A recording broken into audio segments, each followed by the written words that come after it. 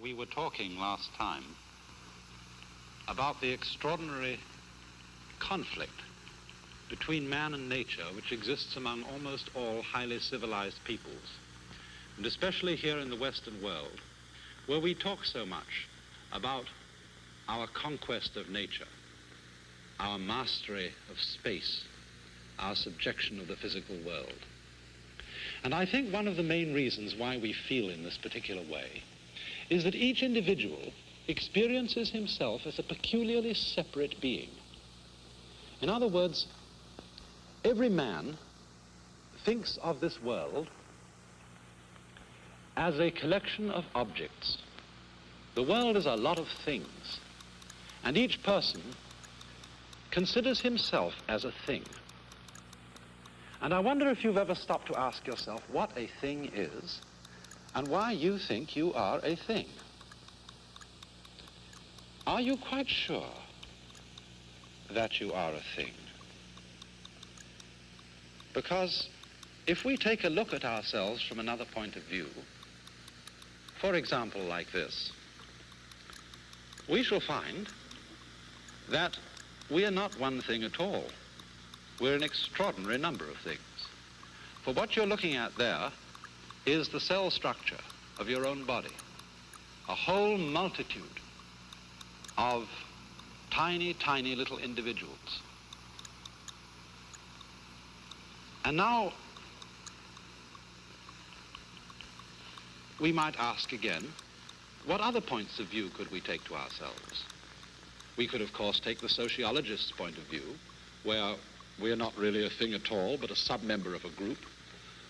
Or still more, if a man visiting us from another planet in something like a flying saucer were to hover down and look at what sort of creature is inhabiting this Earth, what would he see?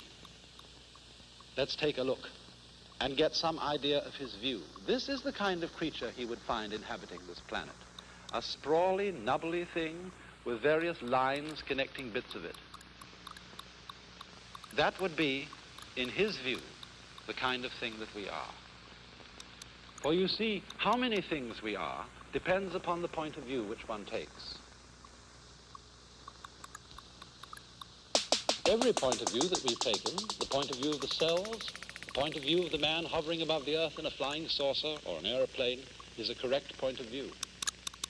And according to the way in which we look, so we divide the things of the world.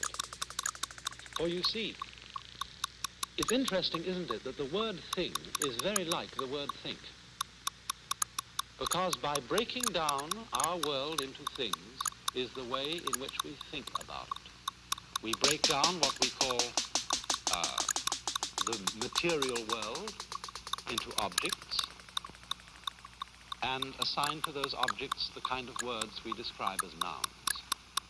And then the world of action we break into events and assign to events the kind of word we call verbs.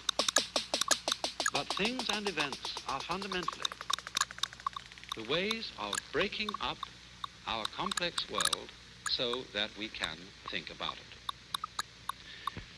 I wonder if any of you have ever been to a psychologist and taken a Rorschach test and been asked to look at one of these extraordinary blots. Now, actually, the blot that we're looking at here isn't a real Rorschach blot because you're not allowed to show them in public in case people saw them before the test. But they're something like this. And they're made by splodging ink on paper and folding the paper over so that you get a symmetrical block. And the psychologist says to you when you look at that, now please will you tell me a story about it? What do you think it looks like? And you might say, well, I think it looks like a great big cat face, or maybe it's a woman's handbag, or maybe it's a dancer waving his arms in front of a pair of pine trees with some rocks around. All sorts of stories you could invent about it, anything you like. And the psychologist will use the kind of information that you've given him, the sort of things that you project out of your own mind into that blot, and he will then form some diagnosis of the kind of person you are. But you see, he's not interested in the information which you give him about the blot as a description of the blot. He's interested in what you say as a description of what is going on inside you. In other words, what you are saying about that blot is a projection of yourself into its strange and complicated conformations. Now you see, our whole world is in many ways not so very much unlike this peculiar blot. And you might think that there might be some persuasive person who stands up and gives a story about the blot of the world, and other people agree with what he says. He says, look here, that's a mountain, that's a tree, that's a rock. And everybody else would agree because he was so persuasive. And we would all be beginning to give the same story about the cosmic Rorschach blot. Because after all, our world is a very wiggly affair. Consider, for example, clouds.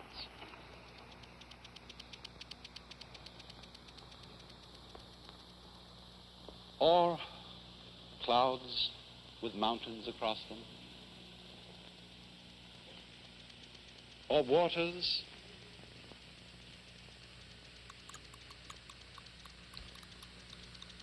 Or stars. All the world is a wiggly affair. Not at all unlike that blot we were looking at. And we have to find out ways of making sense of it. Perhaps one of the things that one of the strangest and most difficult to understand things that men first began to make sense of in this kind of Rorschach blot interpretation way were the stars in heaven. And one of the ways in which they did this was to project upon the skies figures of all kinds of mythological monsters and beasts, such as the idea of a dipper for the Great Bear, for those stars in the Great Bear that look, you know, like a ladle, or some people call them the plow. Or here, perhaps on a celestial sphere of this kind, you can see quite clearly the outline of the constellation Leo, the lion. A lion drawn in the sky, so that men could find their way about in the stars, recognize their outlines by associating certain groups of stars with familiar images. But you see, this is fundamentally a projection of ideas out of our own minds onto nature. Nature itself will take all kinds of different projections, and no one is necessarily the right one. They work for us so long as we agree about them. That is, so long as we abide by convention. And in Indian philosophy, the fundamental word for this kind of thing is the Sanskrit term Maya. I'm going to write that down for you.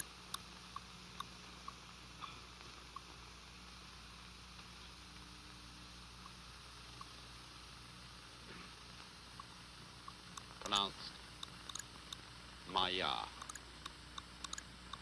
And this word comes from a root in the Sanskrit language, Ma.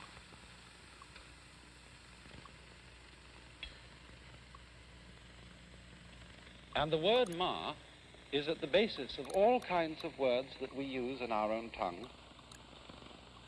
It's at the basis of matter, of the Latin mater or mother, at the basis of matrix or metric, because the fundamental meaning of the root ma is to measure. And so it works in this sort of way. I was talking about our world being wiggly. You know, something like this.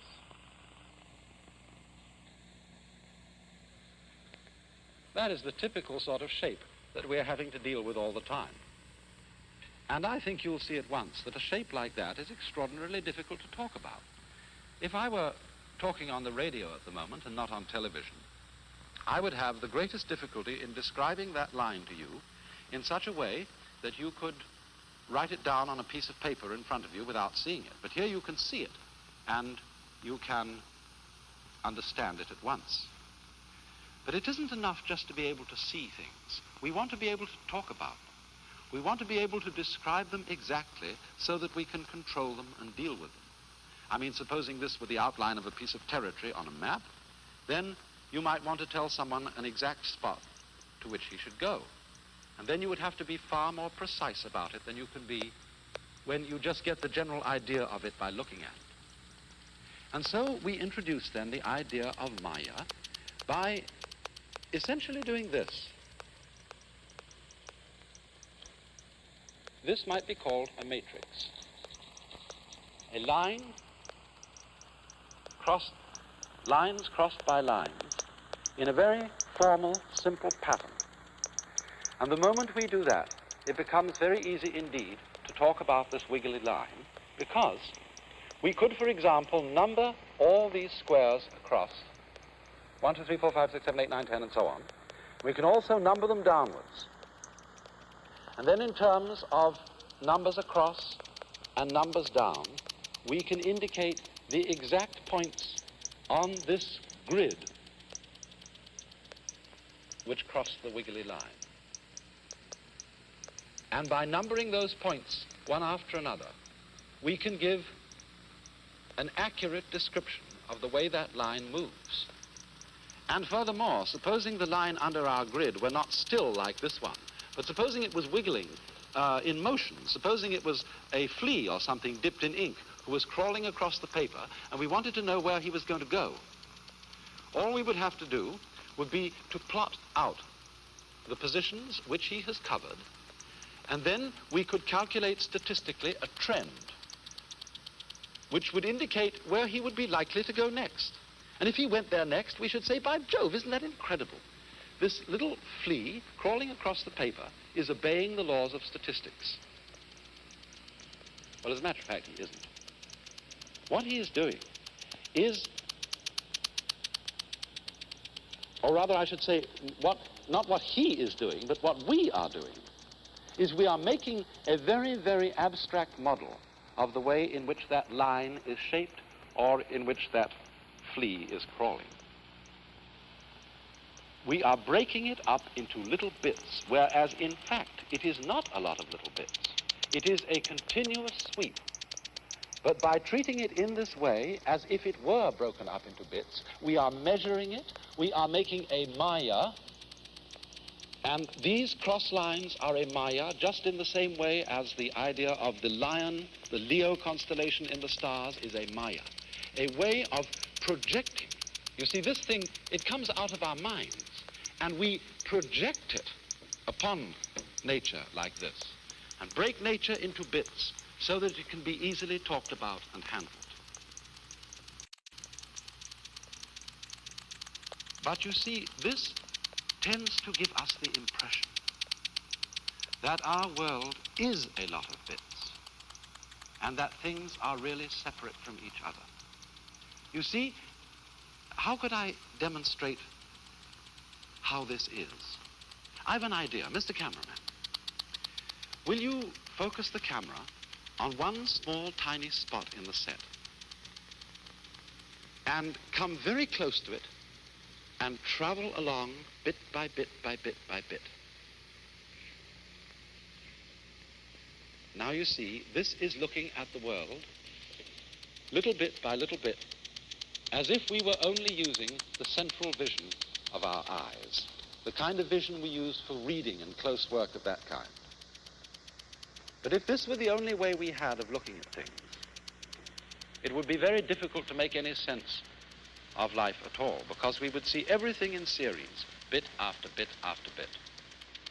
But fortunately, we are also able to enlarge the whole view and take in everything at once in a single sweep. And you see, this shows all the advantages and the disadvantages of looking at things in the way that Indian philosophy calls Maya. Because if Maya were the only way we had for looking at things, we should only be able to understand one thing at a time. And our world is not just one thing happening, one after another, one at a time. Our world is an enormous volume, a great vastness, in which everything is happening all together at once. Now, being able to think of things one at a time is extraordinarily useful, because this is what enables us to have science, to have scientific control of nature, to be able to count things, measure them, manage them, and predict their behavior in the future. But it is inclined to run away with us and give us the impression, if we think too hard about things, or if we put too much faith in thinking, that the world is made up of a lot of separate bits, so that we have a kind of bit-by-bit approach to nature, what I might call a put-put-put-put view of life. It's useful, indeed, to break things down into things and to classify. But the moment it gives us the impression that these little bits into which we have divided the world are really and in nature separate from each other, we get into confusion. Now, how do we know that divided things aren't really separate? Look, for example, at me. How do you know I'm here? How can you make out the outlines of my body? Isn't it because there is a contrast between the background behind me and my figure? You know where the background ends and I begin, and so you are able to see me. But now, what would happen if the background should vanish and disappear, and I would no longer be there, but the figure in the ground instead would be my button? In order to see me, you have to see a background along with me. And so, if we go back and look again at the whole thing, then we can see once again. Now, what does that tell us? Surely, the thing that it tells us is not merely that the background is one thing and the figure is another. Since the two must go together, it indicates that there is a connection between them. If you can't have the perception of a figure without a background, if you simply cannot see it if there is no background there, doesn't that mean that the background and the figure are some way inseparable? They're different, yes, but they're inseparable differences. Take, for example, a coin. When you have a coin, it has two sides, heads and tails. And these two sides are indeed different. You might say they are separate sides. But what would happen if we take a file and start rubbing away to get rid of one of the sides? Well, we would rub and rub and rub, and when we finally got rid of the side, the other side would have vanished too, because the two sides of a coin go together. Yes, they are different, but they are also inseparable. And this is true of almost everything in the world, because we distinguish things from their background. We distinguish one side from another as we distinguish up from down. Now imagine what would happen if we arranged everything in this set, or tried to arrange everything, so that nothing were down, everything had to be up. If we could really, in nature, separate the up from the down, why, we couldn't do it. Because up goes with down is unintelligible apart from down, in the same way that the head side of a coin goes together with the tail side. And so in this way, we as individuals, as separate beings, are really inseparable from the whole natural environment in which we live. We go together, and you cannot have the one without the other. Without what we call things, there would be no world. But without what we would call the whole world, there would be no things. And this is not only true of what we call things and objects. It's also true of many of our experiences. Let's take, for example, one of the most fundamental distinctions in experience, what is pleasant and what is not. Now, a great many people are bending the whole effort of their lives to have pleasure and get rid of pain. This pursuit of pleasure is regarded as the fundamental aim of human existence. And you know, when you start to read old books on Indian philosophy, Chinese philosophy, they very often say that the first thing a man must understand is to give up the pursuit of pleasure. And people who read these things think that these are very gripey Puritans, people who have a sour attitude to life, who burnt their fingers in the game of the pursuit of pleasure and say, well, let's not get mixed up with that anymore. But as a matter of fact, this is just a plain, clear, sensible statement. It's like saying, you cannot have up without down. You cannot have a figure without a background. And in the same way exactly, you cannot experience pleasure unless there is something with which you can contrast it. You know what happens when a person who's longed to make a great deal of money all his life, and he makes it. Finally he gets $1 million. And he thinks this is the answer. Well, it's fine, just in the moment of transition, while he's going from poverty to richness. But when he's had his $1 million for a few months, everything adjusts itself. And he begins to feel just the same as he always felt before. Conversely, if some of you have lived near a tannery or near a public utility place like a gas-producing factory, you get so used to the bad smell in the background that you cease to notice it. It becomes the normal smell.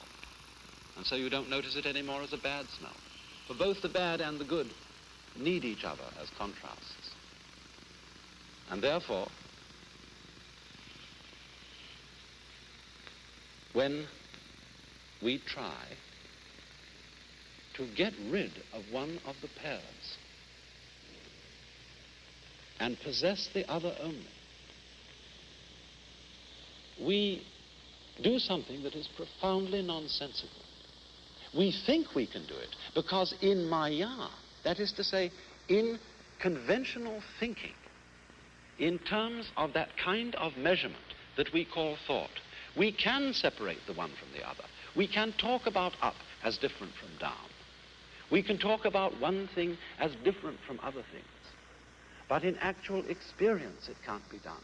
Just as in actual experience, that wiggly line was a continuous line and not a series of points. And in another way, too, we can't really pursue pleasure because pleasure is something that has to come to us. For example, you can pursue a cow, and you can go out and catch it and kill it and serve it up as steak. That you can do. But you can't pursue the pleasure that you get from eating steak. If, in other words, you try to get pleasure out of steak, supposing I sit here and I have a great big splendid steak served to me, and I say, this is the best steak I ever ate, why, it's a Chateaubriand, and it costs $12 a plate, and therefore I must make the very maximum effort to enjoy it, and I cut the thing up, and I put it in my mouth, and say, now, I've really got to get the most out of this piece of steak. And so I chew it with all my might to get the very best out of it. And what happens? I'm making so much muscular strain, I'm trying so hard to get something out of it, that I frustrate the very pleasure that it should give. Why is that? Surely it is because pleasure is a function of nerves, and you can't make an effort with your nerves. Catching a cow is a function of muscles, and you can make an effort with your muscles. To give another illustration of the same thing, supposing I want to see an object in the far distance. I want to make out the time on a distant clock. Now my eyes are nervous rather than muscular. And if I strain my eyes very hard to make out what is way off on the clock in the distance, what happens? All the images of the figures on the clock go fuzzy. But if I relax my eyes and let the image come to it, as light does in fact come to the eyes, then I can see the image clearly. So, when we think of the world, as consisting primarily of a lot of disconnected things, and ourselves as one of them, so that we go out and get those things, or we can push those things around to suit ourselves. We forget so easily that the entire system of nature, ourselves included, is interconnected in every conceivable way. You know what happens when you think, well, we've got a lot of mosquitoes around here, all kinds of insects that bite us and bother us. Let's get rid of them. So we bring in the DDT and we send an aeroplane over and spray the whole surrounding territory with DDT. And what happens? Suddenly we find that other insects or other pests which those insects we destroyed were feeding upon multiply and increase, and we have a new problem. We have to get rid of those. It's like when they brought rabbits into Australia because they thought they'd be useful there for some reason or other. The rabbits multiplied because there was nothing that fed on rabbits. Then they had a plague of rabbits. You see, you cannot just push nature around. You cannot regard it as something to be attacked so that you can grab bits from it and shove it around any old way as if it were a machine that you could bang around like a mechanic. Indeed, even machines, as any good mechanic knows, are not that simple to play with. But if we do not see that our view of the separateness of the world is based on a convention of thinking, it exists, as it were, in here. It doesn't exist out here in actual concrete reality. And if we are confused, then we jump to follow our thoughts instead of our senses, and this is no sense.